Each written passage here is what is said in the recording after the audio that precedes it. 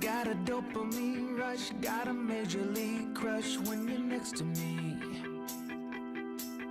Got my heart upon my sleeve, can I hide the way I feel when you're next to me, girl? Got the kick in every move and I fought just like a fool for you, for you. Wish I knew just what it was, but why should I make a fuss? Just stay next to me, girl, next to me, girl. Something special, don't know why, something special that I like about you, about you. There's a mystery entwined, something bigger to define about you, about you. Am I the only one to see? Got me down on my knees, taken by your gravity. And I just know you got that something, something special about you.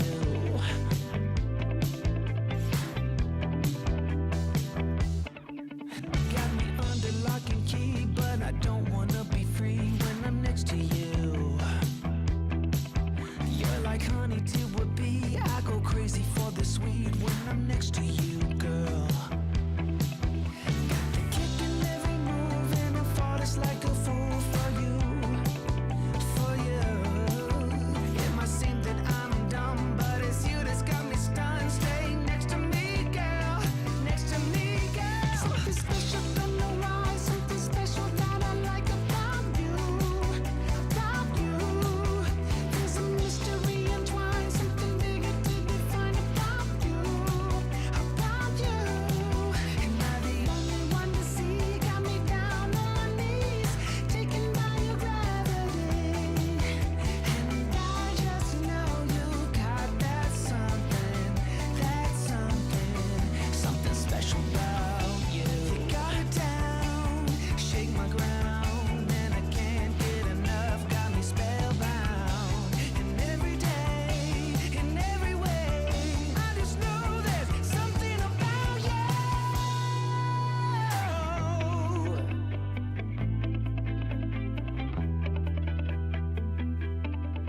Something special, don't know why, something special that I like about you, about you. There's a mystery entwined, something bigger to define about you, about you. Am I the only one to see? Got me down on my knees, taken by your gravity. And I just know you got that something special about you.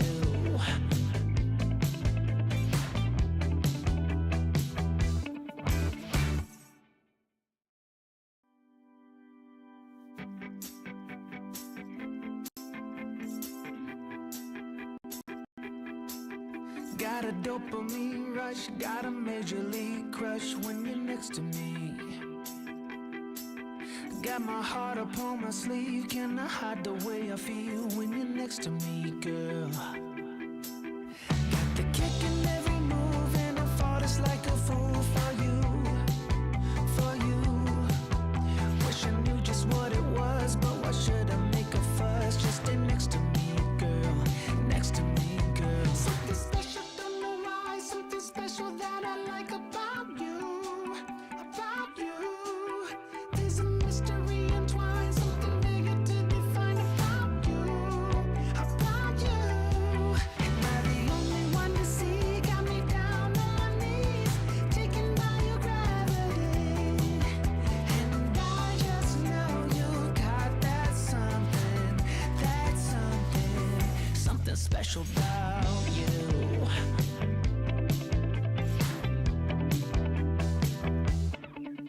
Got me under lock and key, but I don't wanna be free when I'm next to you.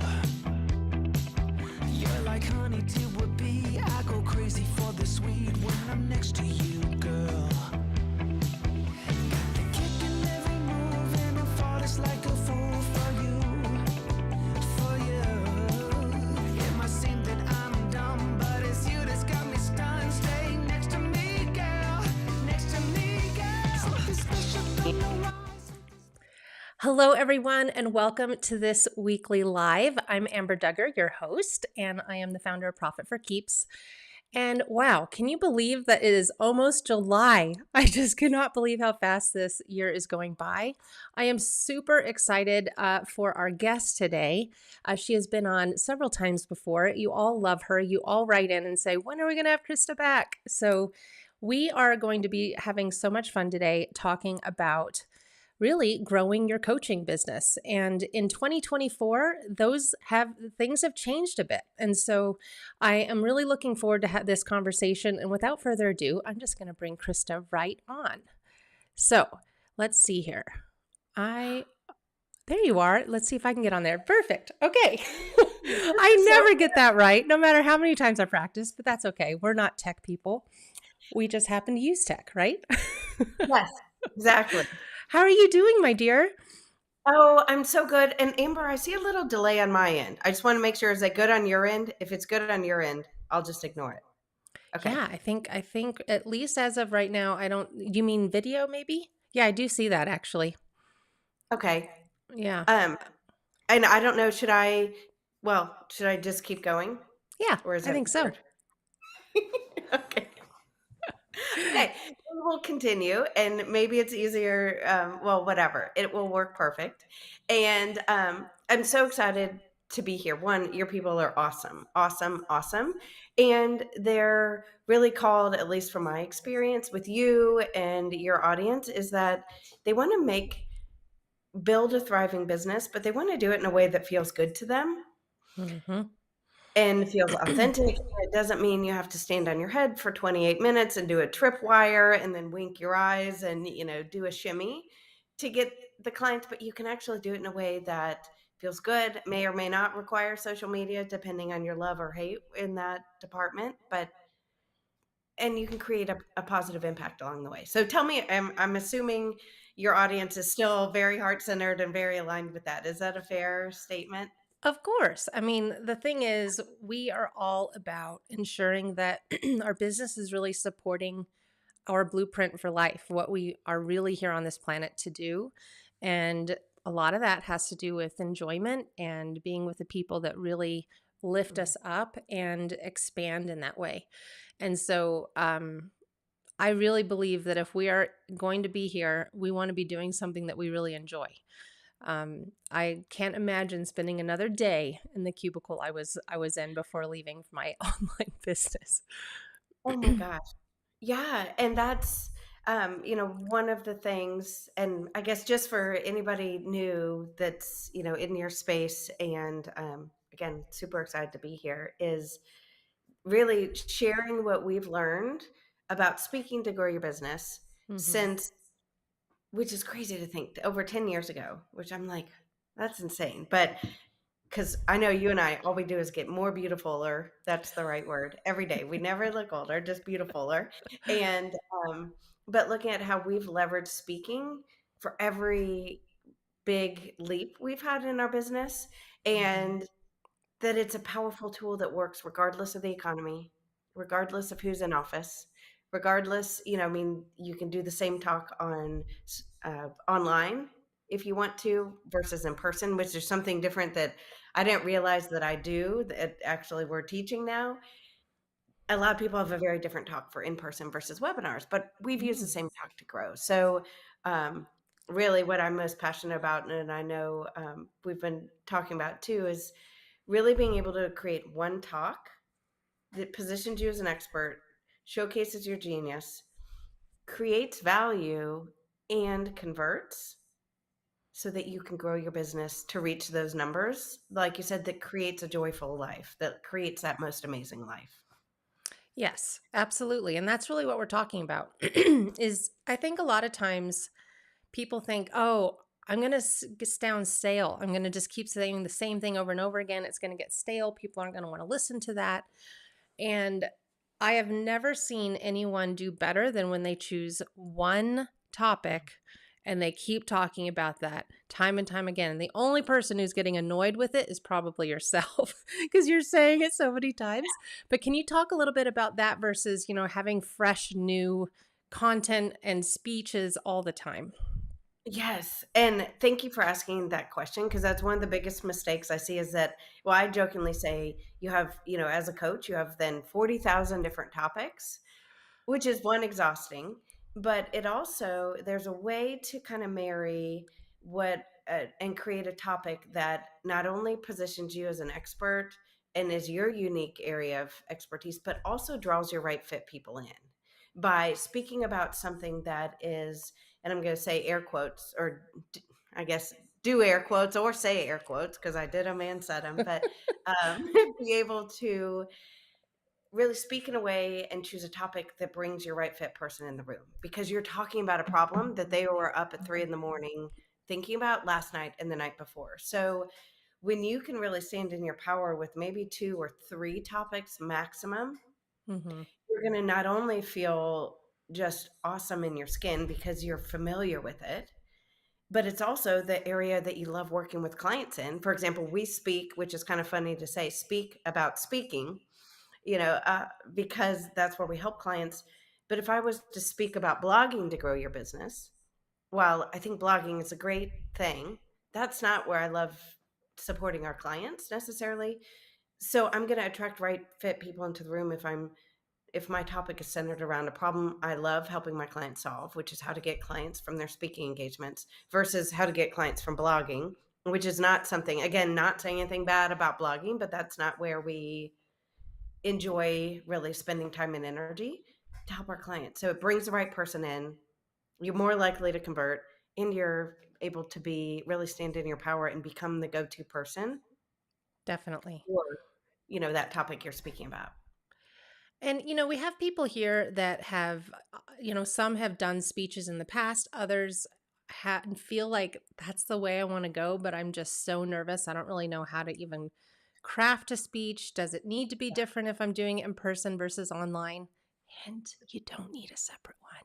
Um, and I'm curious what you would say. Let's just, it'd be kind of fun. If anyone here is watching and you want to put down just your area of expertise in the comments, that would be great because I would love to just use that as an example to have Krista kind of walk us through what you could do with a particular subject. And if we don't get a comment in this live moment, then I have a comment or a thing in the back of my mind, but I'm going to wait a second. So what do you think about that?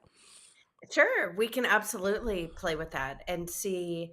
And to your point, also of having that topic. One thing that I did a question in our Facebook group the other day, and I know it's not the first time you've probably seen a question like this, but I said, "What would you love to speak about, and could you speak about, for an hour with zero preparation?"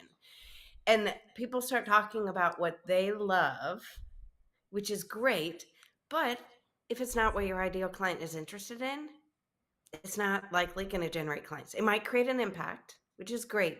But if you're wanting to, and that's really where we like to help people speak to get clients. If I'm talking about, like, I love dogs, you know that. But if I talk about dogs, which I could for a very long time and probably have with you, you're like, yeah, we've done that, Krista.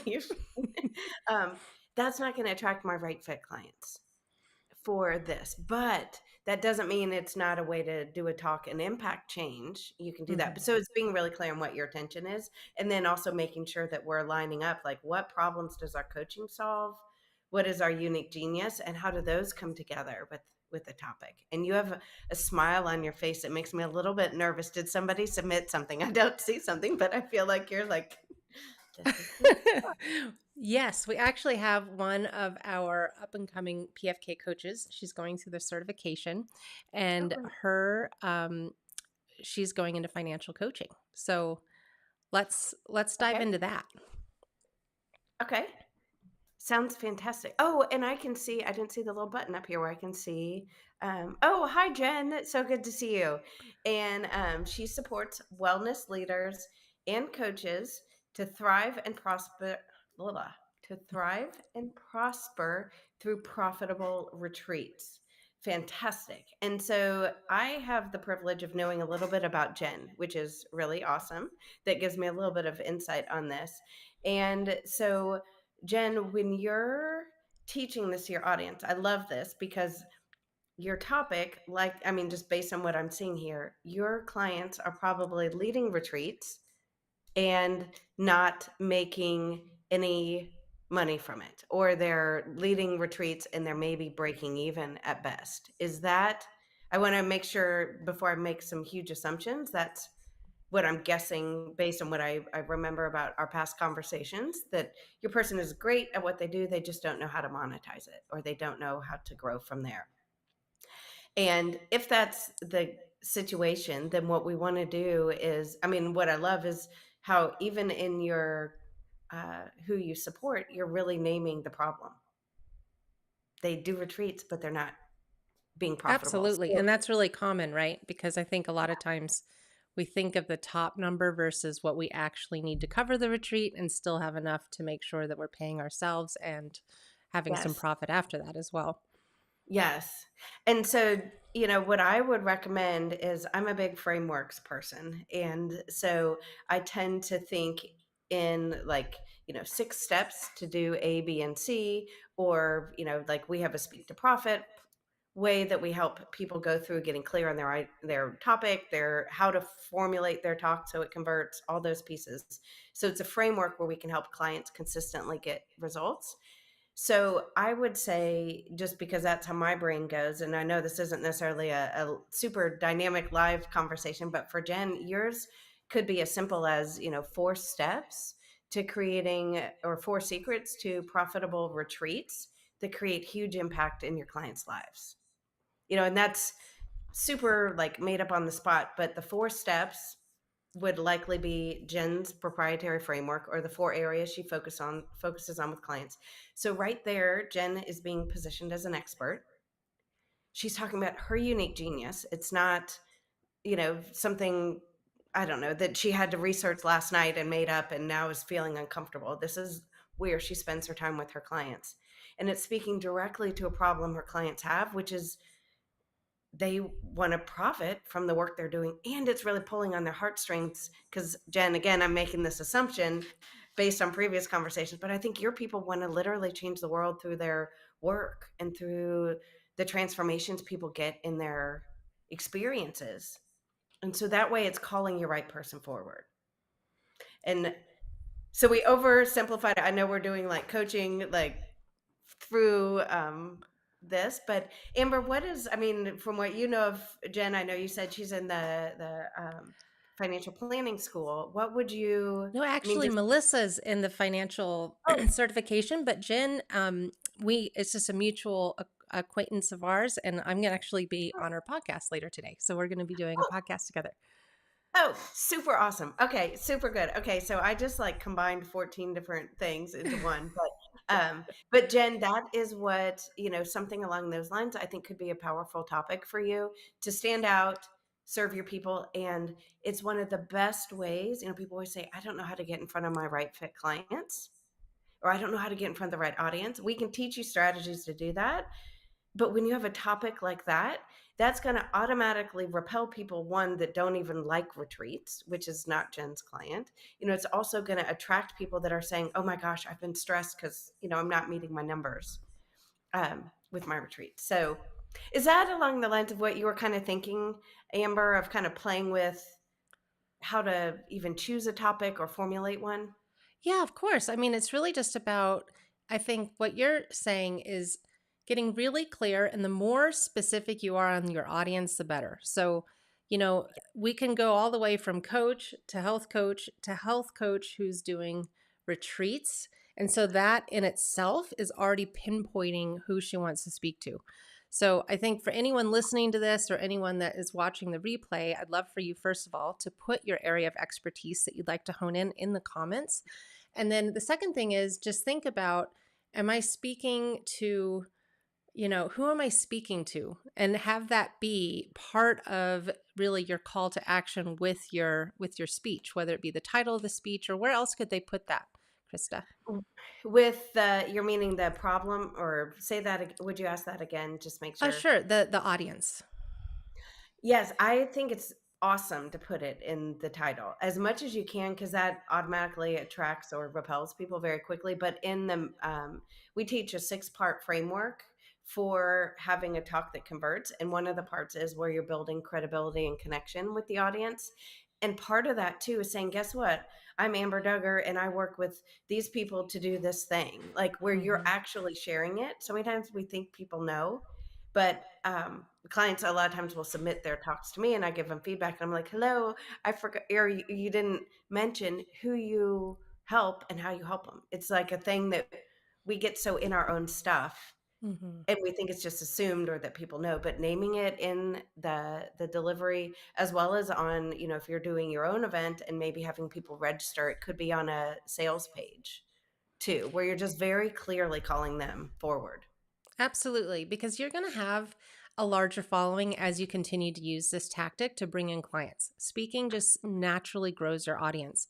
But the thing is, even if you have a group of 3,000 people and 2,999 people know who you are, there's still a beautiful soul who doesn't know who you are, and taking the time to just to share and remind everyone who you are, what you stand for, who you serve, all of that is so, so key and essential, because that one person will now be fully connected to you versus feeling lost the entire time. Or maybe they'll pick it up a little bit later in the speech. But you always want to think as if you were there with a new audience each and every time, because the chances are are always going to be new people in the audience who has never ever heard you speak or share your expertise. And so it's really making a first impression every single time you're speaking.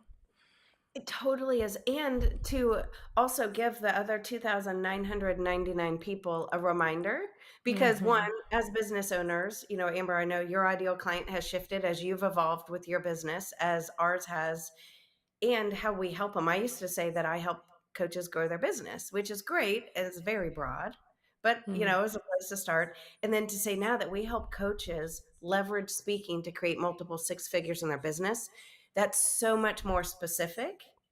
And it It also definitely. reminds people too that might say, "Oh yeah, I think I've heard of Krista before, or I've been to one of Amber's things before." And it's kind of that, I like to think of it, we're trying to help them shake their head, yes, like, "Oh yes, yes, I'm in the right place." "Oh yes, I remember why I love Amber," or Mm-hmm. those kind of things. So it gives them that opportunity to feel acknowledged and also not feel like they have to scramble through their notes and go to, KristaMartin.com or AmberDuggar.com and, kind of thing. It's like, yes, okay, we're making it that comfortable situation where everybody's got all the information they need. So, what would you share if someone is saying, you know what, I don't have 40,000 ideas. I don't have any ideas. I'm not sure what I would even want to talk about. Because the thing is, when we're experts in something, a lot of times we discount it and devalue it in our own head because it's something that comes naturally to us. And the thing is, the person that's going to be helped by what you have to offer does not feel that way. And so, first of all, share some techniques or tips that you would have for someone who is wanting to just shift their own perspective on what they speak about. And then maybe you might have an exercise you can share on coming up with some topics or your own framework if someone's just getting started in this.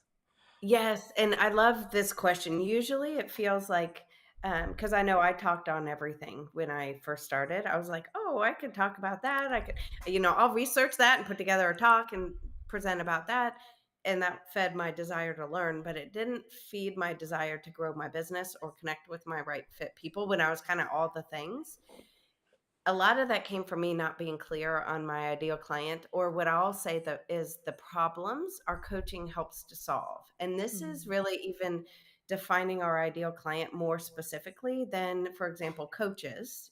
For me, it's really saying coaches that want to leverage speaking and they're not currently getting clients every time they speak. Like that's very different. And so I would invite anybody who's saying, I don't know what to talk about, to choose the most uncomfortable, super refined, as specific as you can, even beyond more specific than you can stand version of an ideal client. And think about, why would that person hire you? Or why did that person hire you? What were they? Because they didn't hire you because you had a beautiful red shirt on. That might have been part of the reason, but they hired you because there's a problem and something they wanted to be different in their life or their business or their health or their finances, whatever area it is. So getting challenging yourself. And one of the exercises we do with clients is to say, what are, and come up with the 4 problems that our coaching helps to solve. Hmm. And then we get to really, we refine that several levels deeper. A cool benefit is then too, then you have your big topics for all your podcast interviews, for all your content you ever create, when, and you're talking about the same thing consistently. And so thinking through this lens, it also allows you to not have to be the expert of all the things, which to me was such a relief when I realized I don't have to be the blogging expert. I don't have to be the Facebook expert. It's like I can just talk about and help people with what I love talking and helping people with. Absolutely. I love that. So, for any of those that are watching right now, I want you to just comment one problem that you help your clients solve. And just take Yes. a moment and think about it. One problem that you help, and it can be as specific as you want or as broad as you want. It doesn't matter because you want to just start with something and then you can start to hone in to get more specific if you need to. Or if you get super, super specific, maybe you can then feel, okay, does that feel good for an entire topic? Like how can someone differentiate between that as they're starting to brainstorm this? The first part I want to underline and underscore that you said is just put a attempt out there, because so many times we keep it in our heads and we're like, I don't know the perfect one, so we don't put anything out there. So I'm always talking about, and I think that Brene Brown has a different term for it, but the crappy first draft, Yeah. so putting that out there. And and then what we'll see is, how we can look at it through a couple different lenses. Like one of the things that we could look at is, are there questions that you're asked regularly as it relates to that problem? Do you have a unique way to help solve that problem? What would be, like, and it kind of, we're just building out a little bit from that, but it's a way to help you see how deep you can go with this. And if you're like, well, I can't go that deep with it, or I guess that's not, because I always would tell myself I don't have enough to talk about. That's always one of my stories. And even my coach is like, Krista, really? You're still saying that? And you could do content for We've years. talked all day before, Krista. Come on. I know you and I have. I'm like, well, I can't believe we, but it is being able to see what are the core things. Is it in my area?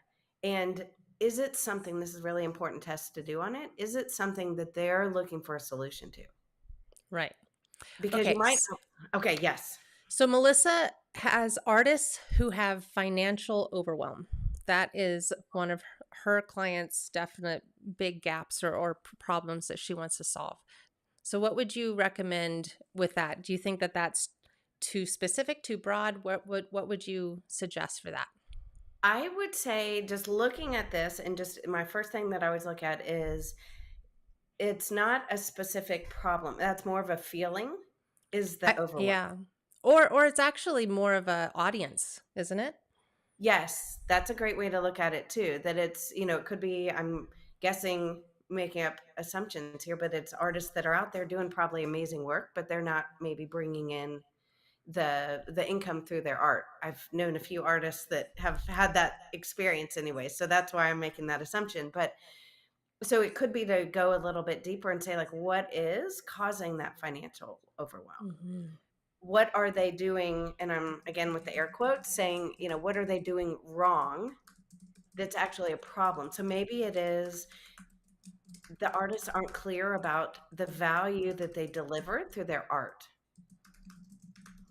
or maybe they're not clear about pricing strategies. Maybe they're not even clear on their financial goal.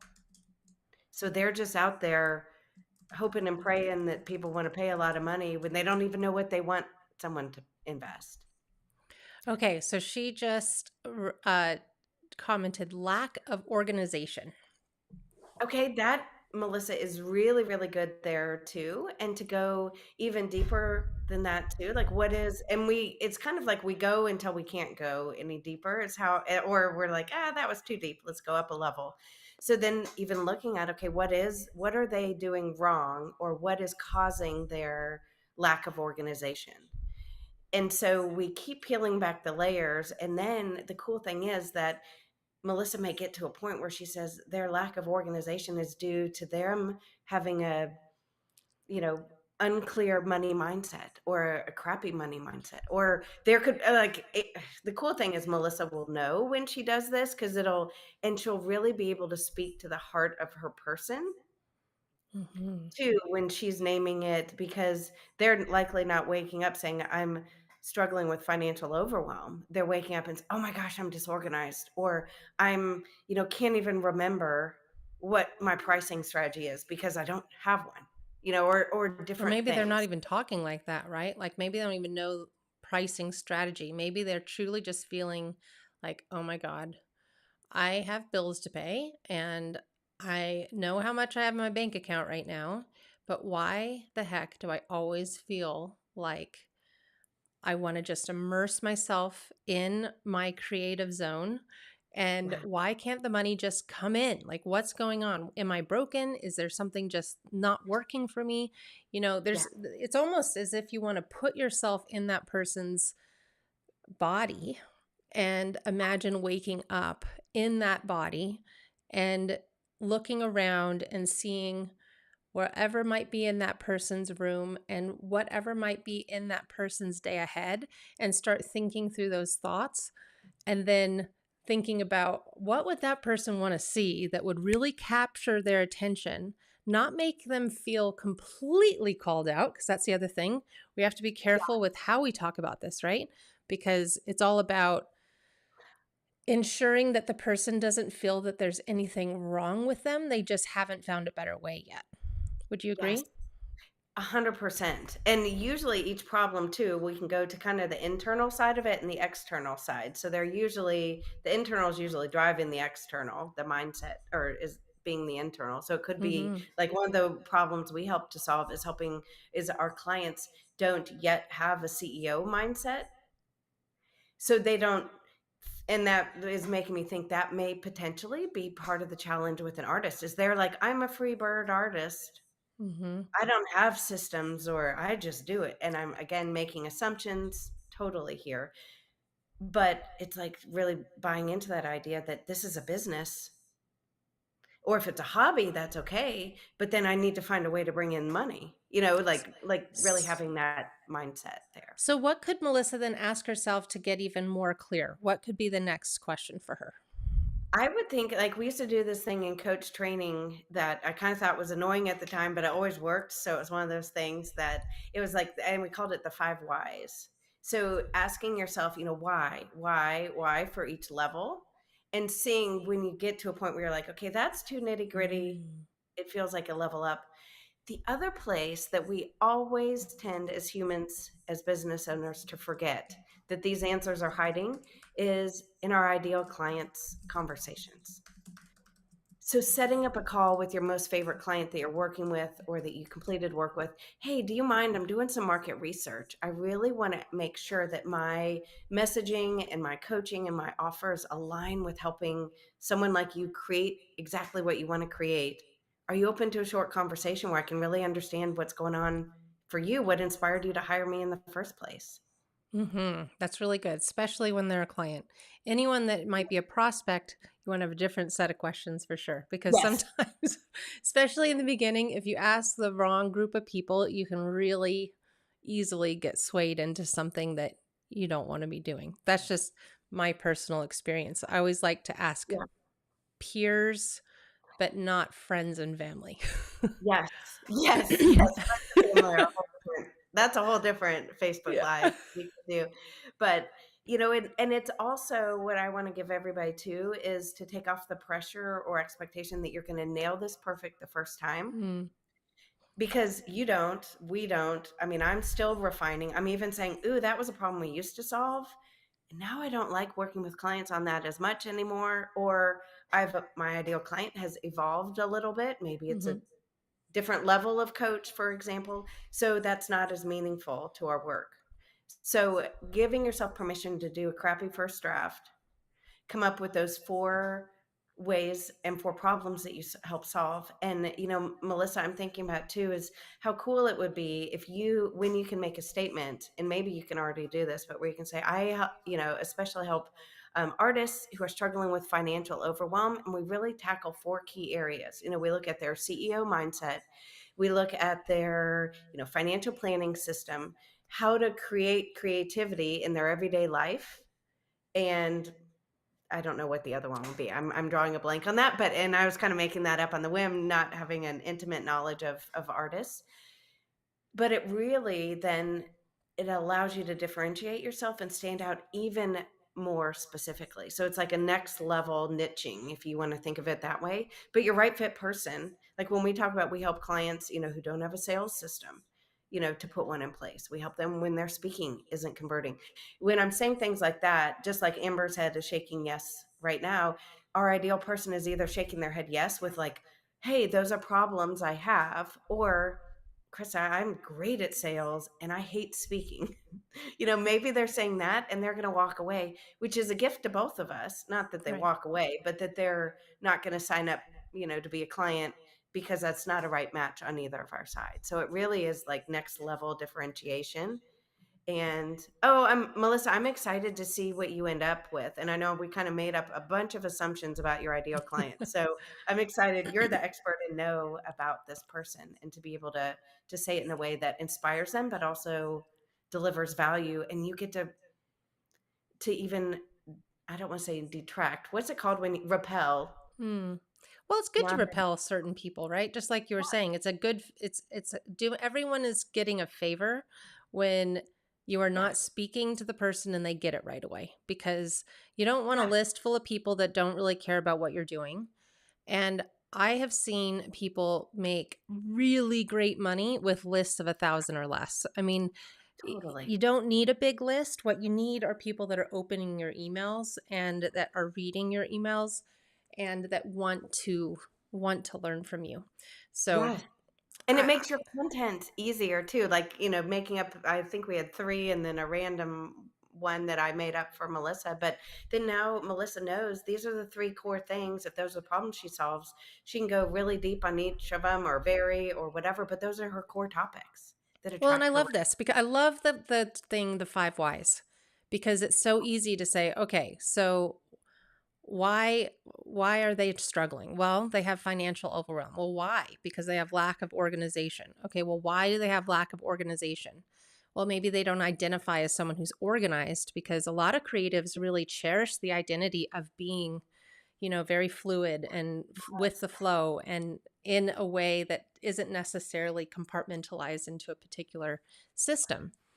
And so, okay, well, why is that? Well, I mean, you could go all the way, right, to the point where you're like, okay, I think I've got a pretty good idea of who I'm talking to and why. Yes, and ironically, and why, which is a perfect tie in there. And Melissa might see too, okay, financial overwhelm, and she starts saying why. She might realize a couple of those reasons are separate problems, rather than it being Hmm. just one problem. It's a very fluid and dynamic process. It's definitely, I wanted to be like push the easy button and it's done, but you don't get it wrong. You just evolve it and get it more clear, is what I found too. Absolutely. And we could talk forever. And I know you actually have something coming up in just a little while. So we need to jump off pretty soon. But I want to encourage everyone that's watching this and anyone that's watching the replay, and Melissa specifically, I'd love for you to attend this incredible opportunity that Krista has for us. So I know, Krista, you're going to take people through not just this, but your framework and how to think about crafting a speech that really gets clients in the door, and that you don't need to come up with a whole bunch of them. You can come Yes. up with one. And I have you on so often because I really do believe this is one of the best ways to bring clients in the door. Not a website, not a whole bunch of blog posts, although that is helpful as you grow your business. I'm not discounting any of that. But when I first started as a health coach, I was told, do not do the website, do not do any of this. Just talk to people. Make sure you're talking to at least 3 people a day on what you do, and offer to talk to them about, the potential of working with you. That is how I grew my business so quickly and became really out the door profitable from day one. And so I'd love for everyone to really learn more about the opportunity you have for us, Krista.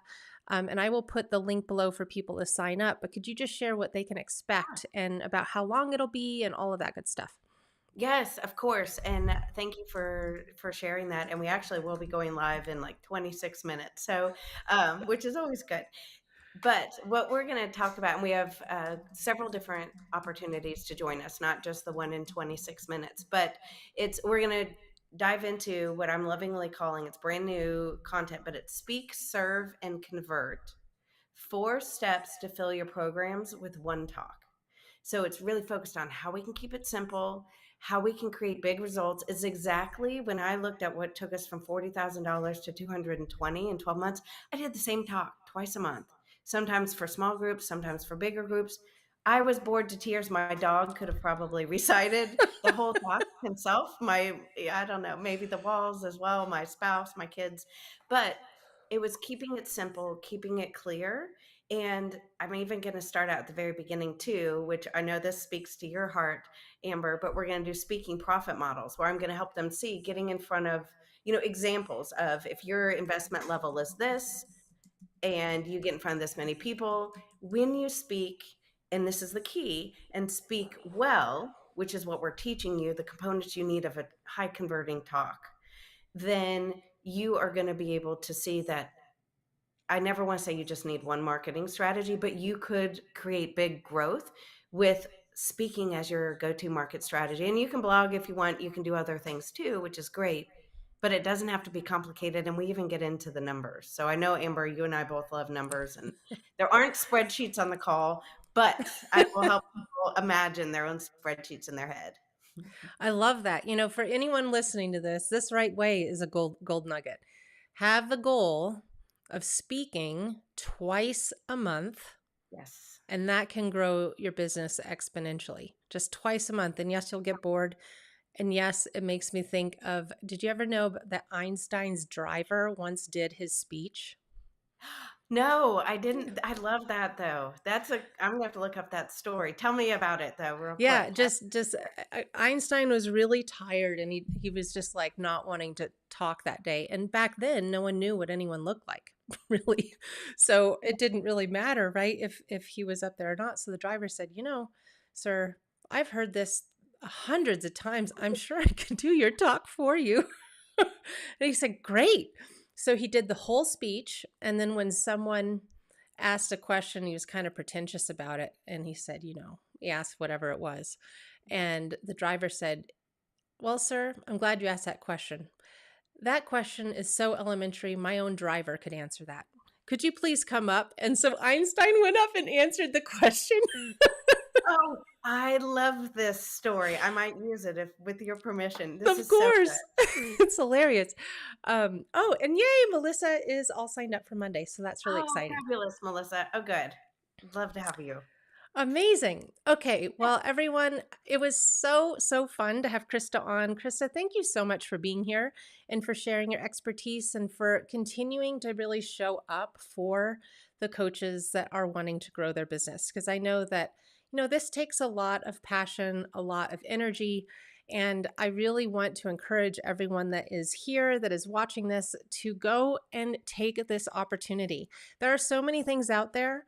I do not have a ton of people come in here because unless I have vetted the person and know that they're giving you really great value and that they align with who we stand for as a company, they don't come on. And Krista is definitely a repeat person that we have on here.